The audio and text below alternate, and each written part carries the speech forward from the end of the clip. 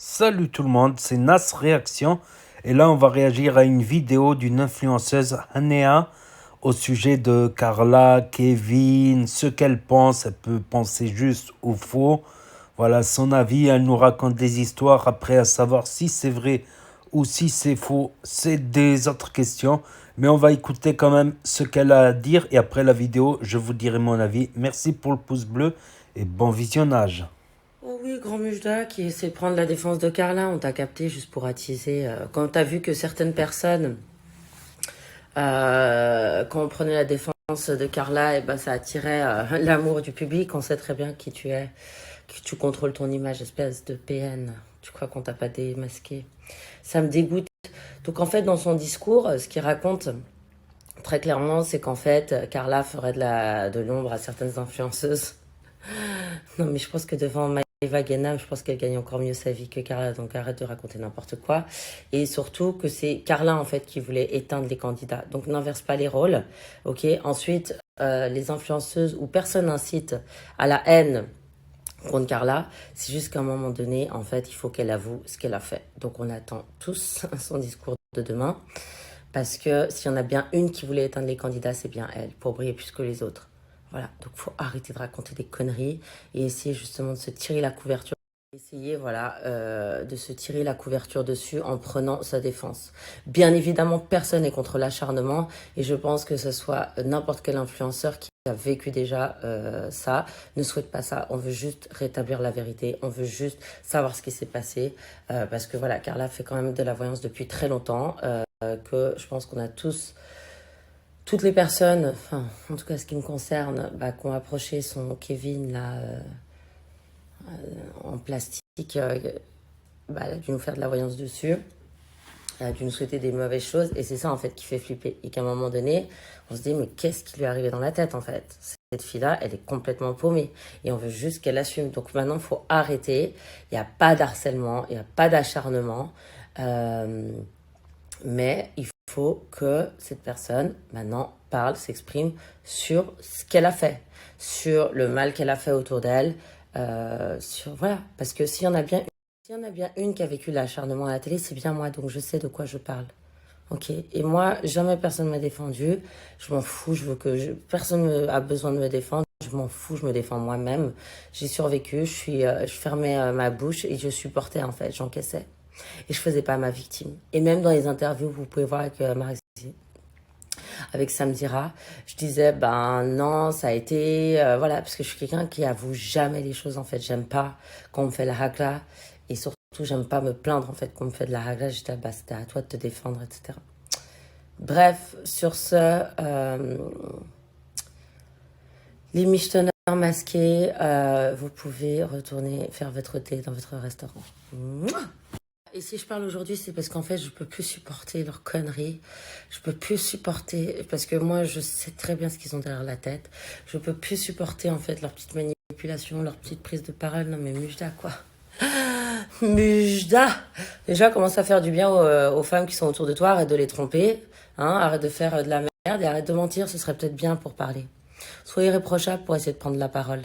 Mouah. Et puis, un thé noir, s'il te plaît, ça me ferait bien du bien.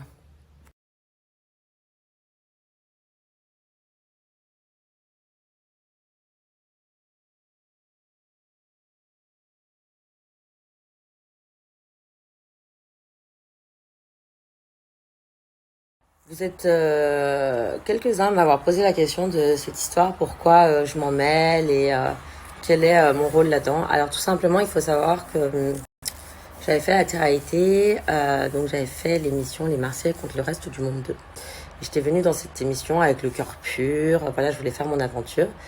Et là, en fait, Kevin et Carla, ils m'avaient vraiment utilisé pour mieux briller. Et ça m'avait énormément affecté, même si je le montre pas dans les épisodes. Parce que déjà, je vivais l'acharnement. Je crois que vous vous rendez pas compte, en fait, de comment j'ai été manipulée dedans. Et c'est pour ça, d'ailleurs, que j'apporte tout mon soutien à Océane et Léa tout ça. Parce que je sais à quel point ça fait mal de se sentir utilisé par un homme ou par une fille ou par n'importe qui, en fait. C'est juste horrible, en fait, de tomber dans le piège des gens. C'est une déception énorme. Et j'imagine même pas ce que Maïva peut ressentir. En fait, ce couple-là, ils ont un mécanisme, ils sont rentrés dans un mécanisme où justement ils utilisaient les gens pour mieux briller. Et ça m'étonne pas justement que leurs amis, je suis sûre, c'était pas des vrais amis, c'était que des amis pour leur propre intérêt. C'est ça qui fait très très mal. Et donc, dans les Marseillais contre le reste du monde 2, en effet, Carla avait déjà su, quand j'étais dans la maison, qu'il y avait une histoire avec Kevin. Parce que les blogueurs parlent en fait de ce qui se passe dans la villa et qu'ils étaient au courant. Il y avait l'histoire qui avait fuité en fait dans les médias. Et quand elle a rentré, mais genre comme un bulldozer. Et c'est vrai que je me rappelle que quand elle m'a vue, elle a eu un choc. Mais elle savait que j'allais rien faire parce que j'ai vraiment un cœur pur et jamais je vais sortir avec un mec en couple. En fait, si y a eu un bisou avec Kevin, c'est parce qu'il me disait qu'il n'était pas en couple, que ça allait pas dans son couple, enfin, qu'il n'était pas en couple, mais des fois, voilà. Et pour être ultra transparente avec vous, donc il me disait qu'il n'était pas en couple et il me disait que quand Carla allait arriver, il allait lui dire que ça allait être fini, qu'il avait juste pas eu le temps de lui dire sur Marseille, qui se voyait un peu comme ça, mais que c'était pas du tout sérieux, etc. Donc c'est pour ça qu'en fait, je me sentais hyper mal à l'aise avec lui. Et même je disais à Kevin, écoute, quand Carla viendra, on verra ce qui se passe. Et si tu la quittes, on pourra vraiment se mettre en couple sérieusement. Mais c'est pour ça que j'étais hyper sur la défensive et sur ma réserve, parce que par rapport à cette histoire, j'arrivais pas à me lâcher. Je sentais qu'il y avait quelque chose de bizarre en lui. Je sentais qu'il y avait quelque chose de fourbe en fait. Et évidemment, ça n'a pas manqué quand il a su que Carla allait arriver le lendemain, parce qu'ils avaient gagné une épreuve. Et il m'a quitté le soir d'avant, genre comme une merde. Mais vraiment, c'était genre, j'ai jamais été quittée comme ça de toute ma vie. Ça a été horrible, horrible, horrible. Et je me suis retenue de pas lui foutre une claque. Je me suis retenue de pas pleurer, de pas m'emporter. Et on le voit dans les épisodes, vraiment je garde mon self-control. Et je garde mon self-control tout le temps. C'est-à-dire que même quand j'étais devant Carla, quand elle est arrivée, ça m'a fait un choc. Mais j'ai bien compris en fait leur cinéma. En fait, j'étais choquée. Et surtout en fait quand elle disait des mots, ouais mais t'as couché avec lui, elle exagérait. Et je disais mais elle est folle ou quoi, enfin, je sais pas, moi si mon mec, je savais qu'il avait pas couché avec une fille, je serais au moins contente. Et elle, en fait, on la rajoutait pour me salir. Je disais, mais elle est folle, j'ai jamais couché avec ce mec, en fait. Pourquoi elle raconte ça devant toute la France? Et je comprenais pas, jusqu'à ce que, maintenant, j'ai compris. Et pourquoi j'en parle? C'est parce que je pense très clairement que quand, en fait, j'étais dans la maison, elle a dû faire de la sorcellerie contre moi. J'ai eu pas mal de choses aussi qui se sont passées dans ma vie, qui ont été compliquées, des blocages, etc. Et ça m'étonnerait pas qu'elle ait fait des choses. Voilà. Et c'est pour ça que j'en parle. Et en fait, je vous demande, s'il vous plaît, de pas vous acharner contre elle, parce que très clairement, enfin, moi, quand je l'ai rencontrée, j'ai vu très clairement qu'elle était faible, que c'était une peste, que c'était pas forcément quelqu'un de bien, malgré qu'elle veut faire croire que c'est quelqu'un de bien. Elle a pas de valeur, je sais pas, il y a un truc qui cloche chez elle. Elle est un peu pourri gâtée, je sais pas. Elle a pas trop la réalité de la vie, genre elle est pas trop empathique en fait envers les gens, elle comprend pas trop les choses parce que voilà, c'est pour ça que j'arrivais pas à aller m'excuser envers elle. J'avais envie, mais quand je me retrouvais toute seule avec elle, et même un soir, je me rappelle, elle était dans la cuisine et j'avais envie d'aller lui parler, tellement qu'elle est peste, tellement que je sentais son énergie, qu'elle allait retourner ça contre moi. Je dis vas-y, laisse tomber, vas-y, je peux pas me la supporter, c'est une grosse bolosse. Bref. Et en fait, par rapport à ça, donc qu'est-ce que je disais? Donc en effet, je vous demande vraiment de pas s'acharner sur elle, etc. Elle a fait ce qu'elle a fait. Je pense que les personnes qui ont été concernées de près ou qui ont eu des relations justement avec ce couple peuvent en parler. Mais les autres, je vois pas trop l'intérêt en fait. Et moi, je me serais jamais permise d'en parler si j'avais pas été impliquée avec ce couple-là, si j'avais pas été blessée par ce qu'ils m'ont fait, affichée dans toute la France. Enfin, vraiment, j'ai eu vraiment le retour du bâton alors que j'avais rien fait. Comme Océane, qui pour moi, honnêtement, c'est juste Océane, elle est naïve. Elle s'est fait utiliser par Benji parce qu'il savait qu'il allait briller et qu'à un moment donné, même leur couple, il allait pas très bien et que, voilà, Alix, ça lui a fait extrêmement mal à son ego parce qu'elle était ultra attachée, qu'elle s'est vachement impliquée dans ce couple, qu'elle a énormément supporté Benji. Mais Benji, ça reste quand même, c'était pas un garçon très très sérieux quoi. C'est après ce qu'on voit. Bref. Malgré ses petits airs de mec parfait, bah, il est comme sa petite Maddy, hein, qui se ressemble, s'assemble. Ils font les gens parfaits. Ils ne montrent pas de failles, mais c'est des gens pour moi qui sont ultra fake, qui sont vraiment dans le contrôle de leur image et ça me dégoûte en fait. Vraiment, ces gens de couple, ils me dégoûtent. Bref. Et, euh, et en fait, on veut juste savoir la vérité. Et le fait, ben, comme je vous l'ai expliqué, ben voilà, maintenant on a les preuves de Nabil, le blogueur. Mais j'en étais sûre que Kevin était venu pour payer. Vous croyez quoi? Tout a un intérêt. C'est des intérêts financiers qui sont colossaux. Et en fait, c'est ça qui dégoûte, c'est que ce monde-là, en fait, il est dirigé par l'argent. Ce que je peux comprendre, voilà, chacun a ses intérêts là-dedans. Mais voilà, en fait, on vous cache énormément la réalité, on vous cache ben, les choses. Et moi, j'ai un problème sur ça, en fait. J'aime bien que les gens, ils assument ce qu'ils ont fait. Que voilà, je pense qu'une faute quand elle est dit, elle est assumée, elle est à moitié pardonnée. Mais il faut le dire, quoi. Il faut parler, il faut communiquer, au lieu d'essayer encore de faire du vice et d'utiliser bah, les gens qui est... C'est vous, en fait, les gens qui tombaient dans le panneau. Et j'aimerais répondre justement bah, à tous ces haters. Sachez que moi, je crois que j'ai été immunisée. J'ai été immunisée contre le harcèlement. Certes, ça fait pas plaisir, mais en fait, je me rends compte que vous êtes un petit peu bah, les dindons de la farce, de croire à ces histoires. Moi, aujourd'hui, je sais que ben, j'ai vu ça de mes propres yeux, je l'ai vécu. Donc, aujourd'hui, j'ai une expérience que vous n'avez pas. Vous voyez ces gens à travers Instagram, à travers un écran de télé. Moi, j'ai vécu avec eux, j'ai ressenti leur énergie, j'ai vu leur stratégie, j'ai subi leurs vices d'ailleurs. Et c'est pour ça que je peux vraiment vous parler avec le cœur ouvert et la tête en pleine conscience. Je sais de quoi ils sont capables et c'est ça qui fait peur. Voilà, sur ce, pour répondre bah, à toutes votre questions, à tous les gens qui me disent « Ouais, mais ça fait 5 ans, mais moi, même si tu me fais un truc il y a 10 ans, je m'en souviendrai toute ma vie.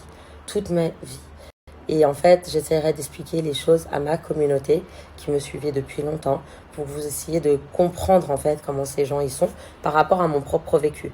Voilà, parce que c'est ça qui me dégoûte, c'est que par exemple, Mojda, c'est quand même genre... Enfin, mec, t'es pas un exemple à suivre, quoi. T'es genre... Il y a le Jaguar et il y a le Jaguar royal de Turquie. Genre le fauve prédateur par excellence. Donc le mec, genre, c'est celui qui a trompé le plus de fois sa femme, qui est genre infidèle, qui a des problèmes, je pense, psychologiques sur sa sexualité, ou je sais pas, genre, il est limite hanté par la trahison. Et le mec, il va nous faire un discours. Oui, mais comme quoi, faut pas faire les Turcs comme un. Mais mec, personne, enfin, moi je vous le dis, on n'est pas du tout contre l'acharnement. Il n'y a aucune personne qui souhaite l'acharnement de quelqu'un. Mais c'est juste qu'à un moment donné, bah, ils font de la merde, ils viennent à Dubaï payer des sommes pour encore mentir aux gens et que, bah, on en a ras-le-bol en fait de vos mensonges. Espèce de fauves, là, de prédateurs. J'en peux plus en fait de ces gens. À un moment donné, ben.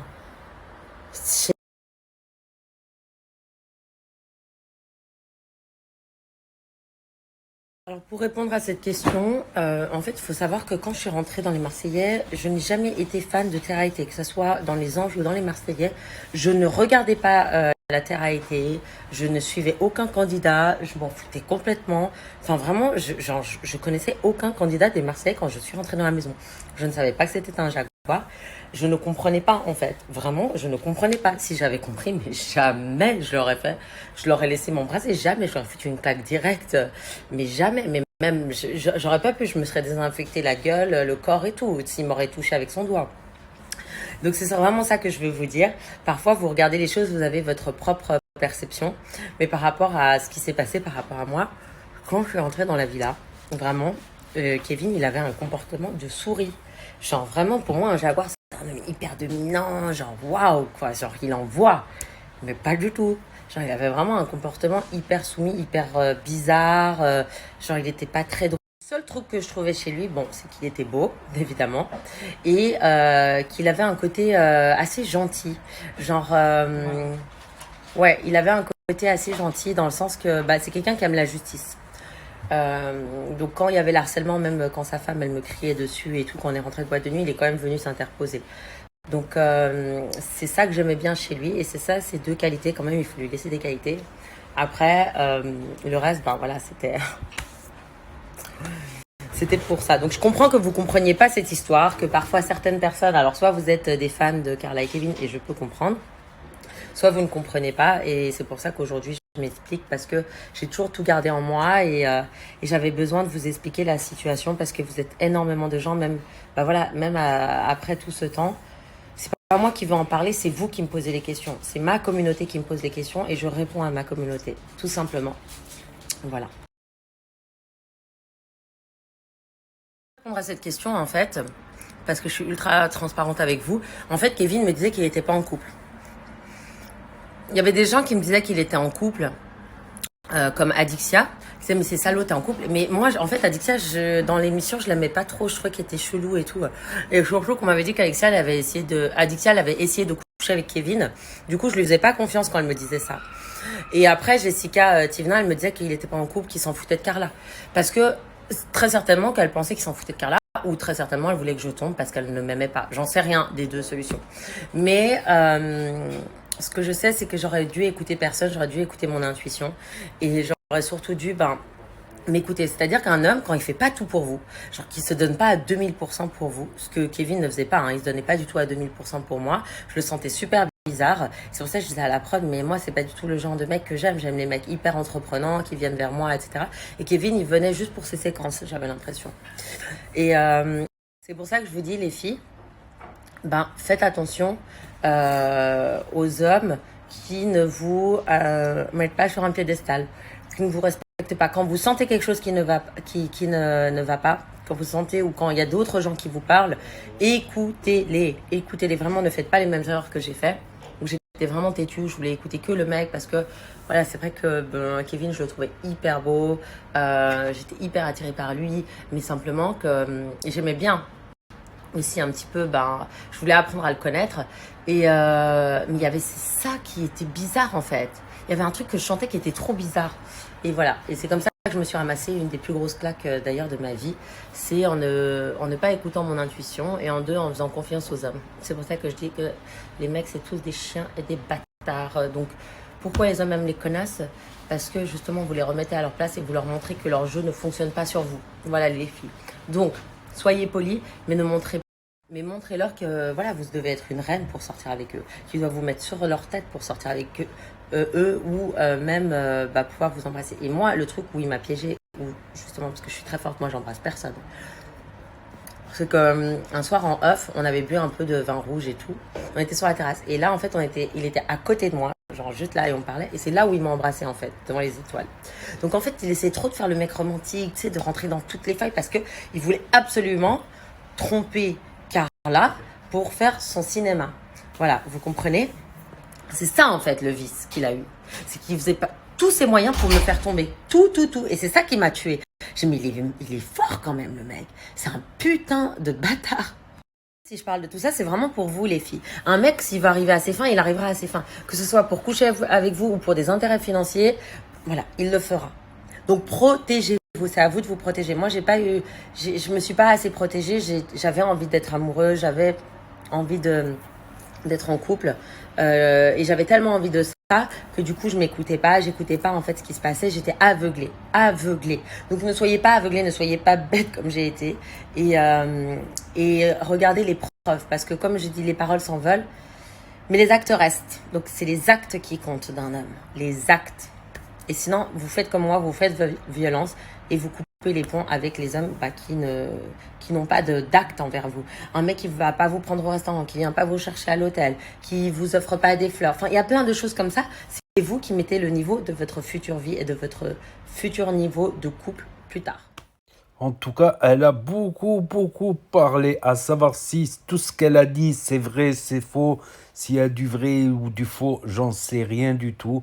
Après, elle peut penser ce qu'elle veut penser, elle peut se tromper ou pas se tromper, je ne sais pas du tout. Donc, dites-moi ce que vous en pensez dans les commentaires, je lirai les commentaires.